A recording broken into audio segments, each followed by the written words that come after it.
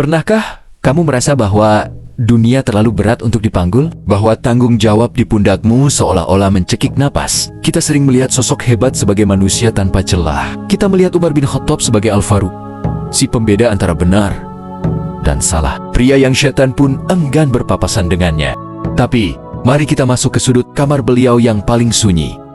Di sana, tidak ada pedang yang terhunus, tidak ada suara lantang yang menggetarkan musuh. Yang ada hanyalah seorang pria tua dengan 2 garis hitam di pipinya bekas air mata yang mengalir terlalu sering hingga membekas permanen. Malam ini, kita tidak akan bicara tentang penaklukan Yerusalem atau runtuhnya Persia. Kita akan bicara tentang penaklukan terbesar dalam hidup manusia, penaklukan ego. Kita akan belajar bagaimana rasa takut kepada Allah Subhanahu wa Ta'ala justru menjadi sumber kekuatan mental yang paling stabil. Suatu malam, Umar sedang melakukan rutinitasnya.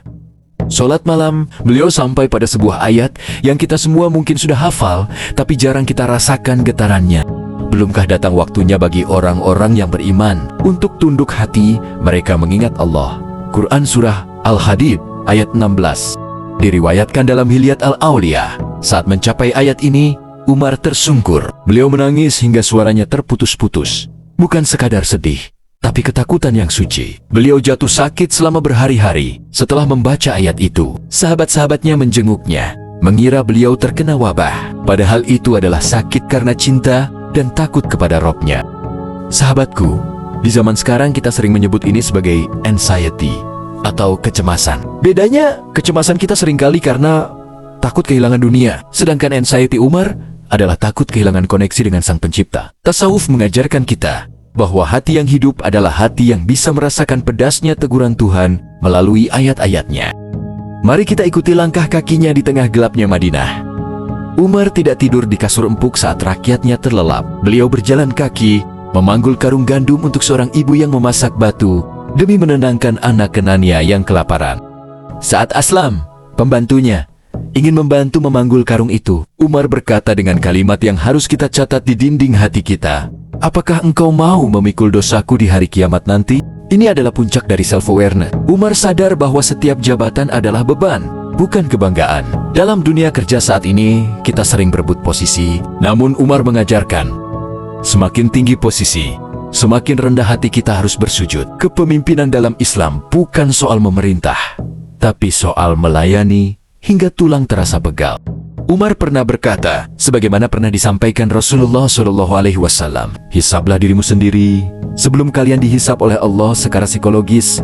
Ini adalah teknik evaluasi diri yang luar biasa. Umar memiliki buku catatan batin. Setiap malam, beliau bertanya pada dirinya sendiri, Umar, apa yang telah kau lakukan hari ini?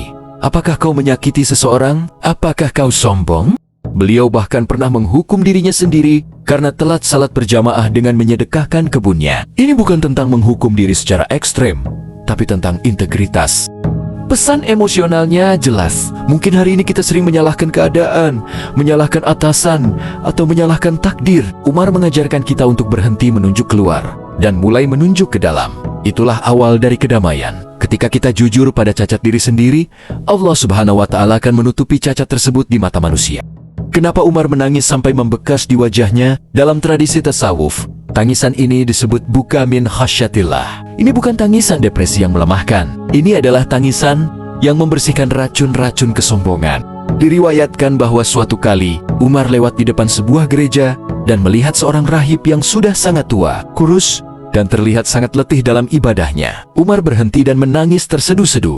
Seseorang bertanya, "Wahai Amirul Mukminin, kenapa engkau menangisi pendeta ini?" Umar menjawab, "Aku kasihan padanya. Dia bekerja keras di dunia, tapi dia tidak berada di atas kebenaran Islam. Aku takut jika aku pun merasa sudah beramal banyak, padahal hatiku masih jauh dari ikhlas."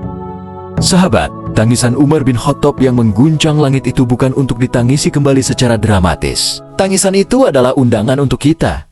Undangan untuk kan berhenti sejenak dari hiruk-pikuk dunia, membuka Al-Quran dan membiarkan satu ayat saja masuk ke dalam hati.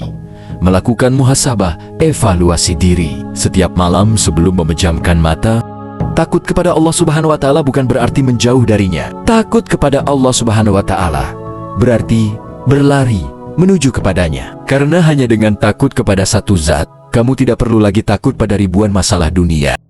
Jadilah kuat seperti Umar di siang hari, karena kamu telah menjadi rapuh dan bersimpuh di hadapan Allah Subhanahu wa Ta'ala di malam hari.